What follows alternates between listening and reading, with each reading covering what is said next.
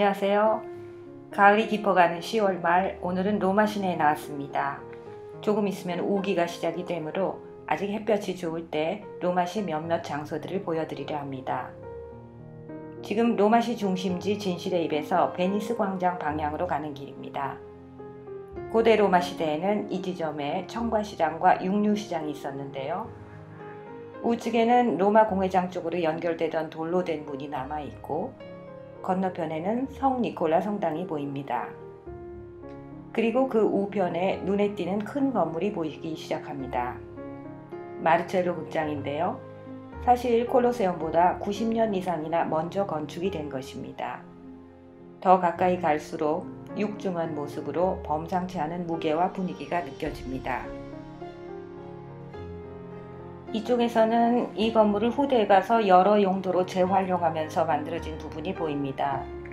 중세에는 요새로, 또 그 후에 계속 로마 지방 유수 가문들인 사벨리, 오르시니 가문들이 개축하여 사용했습니다. 콜로세움과 많이 닮았죠.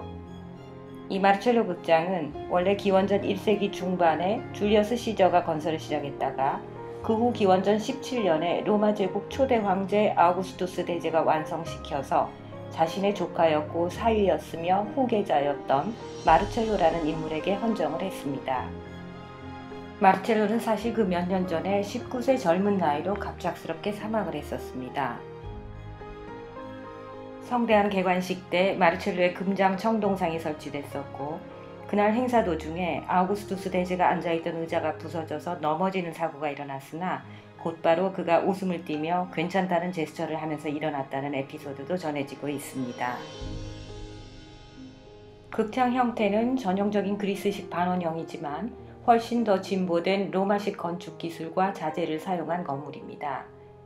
그리스식 극장처럼 언덕 지형에 지탱하여 관중석을 설치하지 않고 로마 시멘트와 아치 공법으로 평지에 건축을 했습니다. 그리고 여기가 테베레 강변이기 때문에 지반 강화를 위하여 수많은 나무 말뚝을 설치하고 그 위에 거대한 기단을 올리는 기초공사를 했습니다. 이 극장은 종교적 성격의 국가 공식 행사와 희극, 비극, 풍자극, 신앙독과 음악 경연 등 다양한 용도로 421년까지 사용이 되었습니다.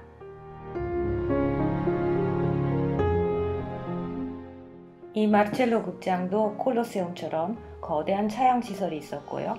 무대 앞쪽에는 배우나 가수들의 목소리를 확성시키는 장치로서 36개의 청동 항아리를 설치했던 기록이 남아 있습니다. 15,000에서 2,000명까지 수용이 가능했고 반원 직경은 거의 130m가 됩니다.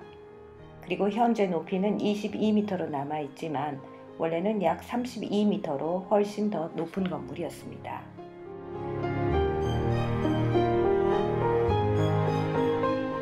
우측에 남아있는 3개의 기둥들은 소시오 아폴로 신전의 것입니다. 이 신전을 세우게 한 가이오 소시오라는 사람은 정치인이었고 군인으로서 예루살렘에서 헤롯 왕을 즉위시킨 사람이고 기원전 34년에 개선 행진을 한 후에 이 아폴로 신전 건설을 시작하였습니다.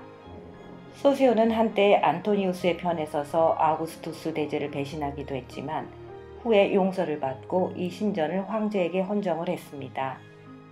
이 기둥들도 쓰러진 위치에 그대로 파편으로 남아 있었는데 1940년에 복원을 한 것입니다. 기둥 상단 부분의 장식이 아주 섬세하죠.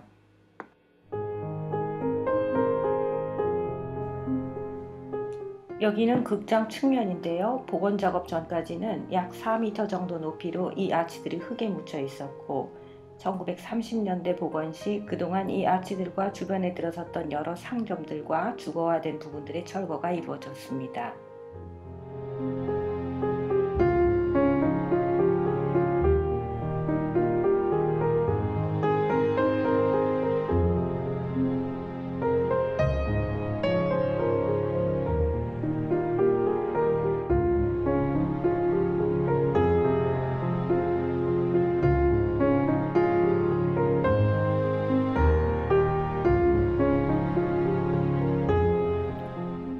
바로 옆에 또 이런 커다란 구조물이 있는데요. 시내 중심지 여기저기서 고대 로마 시대의 중요한 건축물 잔해들을 볼 수 있습니다. 2000여 년 전이나 현재나 중심지 위치가 동일해서 더욱 그렇습니다. 아우구스투스 대제의 여동생이었던 오타비아 이름을 붙인 원주 회랑식 광장으로 출입하는 문입니다. 여동생 이름이 오빠 아우구스투스 본명 오타비아노와 동일한 이름이죠. 마르첼로의 어머니이기도 했습니다. 역시 기원전 1세기 말 건물인데요.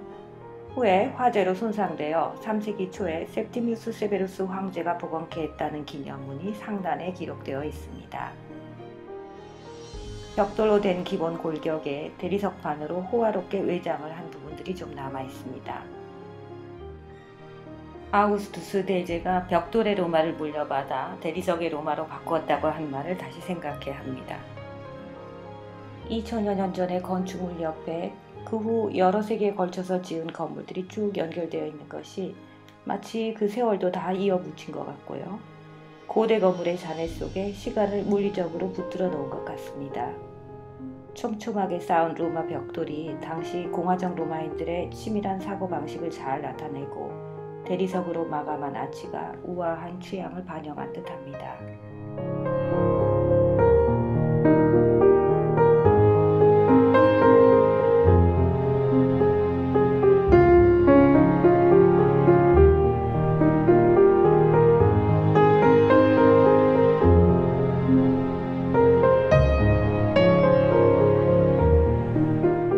조금 더 걸어서 근처의 시장으로 왔습니다.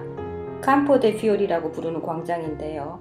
campo는 밭이라는 말도 됩니다. 그리고 fiore는 꽃이므로 광장 이름이 꽃밭인 거죠. 1400년대까지 여기가 그냥 야생화가 피는 들판과 밭이었기 때문에 붙여진 이름입니다. 현재는 오전에만 서는 시장이고요. 옛날의 꽃밭은 아니지만 판매하는 예쁜 꽃들로도 기분이 좋아집니다. 여긴 로마시 중심지에 아직 남아있는 옛날식 시장이기도 하고 해서 이 동네 현지인들 뿐만 아니라 관광객들도 한 번씩 와보는 곳입니다. 이 근처에 또 판테온, 나보나 광장 등 중요한 관광지들이 많이 있기도 하고요. 옛날에는 이 광장에서 일주일에 2번씩 좋은 품종을 거래하는 말시장이 서기도 했고 많은 숙박업소와 식당, 전문 수공업자 점포들이 들어서서 중요한 상업지대로 발달되었습니다. 오전에는 활기차고 토속적인 분위기이다가 오후에는 시장 시설을 없애고 광장 공간이 자유로워져서 카페와 식당 등으로 사람들이 많이 모이는 곳이 됩니다. 로마 시내 중심지 역사지구는 평일에 하루 종일 일반 차량 통행 금지 구역이어서요. 대중교통 아니면 요즘은 어플로 대여하는 전기차나 자전거를 사용하는 사람들이 많아졌습니다. 이 앞에 빨간색 자전거도 그런 거예요. 이제 집에 돌아가는 길에 파르네세 광장을 거쳐가야 하는데요. 만약 지난번 카프라롤라 파르네세 궁전 소개편을 보신 분들은 이 이름을 기억하실 거예요. 지금 정면에 꽉 차 있는 저 큰 건물이 로마의 파르네세 궁입니다. 분수물이 솟아나고 있는 백합도 파르네세 가문의 상징이죠.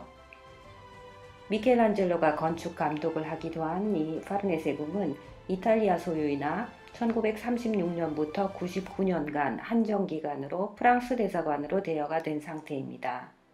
푸치니의 오페라 토스카에서 이막의 배경이 이 파르네세 궁이기도 하고요. 사각형 형태로 파르네세 주사위라는 별명을 가지고 있는 이 궁은 그 건축적인 가치 외에도 내부에 소장되어 있는 명화들과 함께 로마의 4대 경이로움 중에 하나로 꼽힙니다. 예약 및 전문 가이드 동반으로 내부 방문도 가능합니다.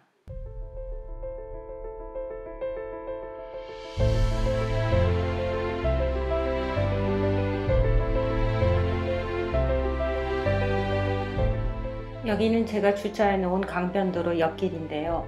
뭔가 좋아있고 중후한 분위기입니다. 역시나 중요한 건축가가 설계를 한 길이라서 그런지요. 미켈란젤로에게 시스틴 소성당 천지 창조를 위임한 교황 율리우스 2세가 베드로 성당 초대 주임 건축가였던 브라만테에게 맡긴 길입니다. 이 근처에 또 라파엘, 바로크 천재, 보로미니 등 설계에 많고 많은 문화재가 있습니다만은 오늘은 이만 여기서 귀가하려 합니다. 이탈리아는 이런 문화예술 자산이 너무 많아서 감탄하다가 나중에는 지쳐서 그냥 항복하고 다음을 기약해야 합니다. 함께 봐주시느라고 수고하셨습니다.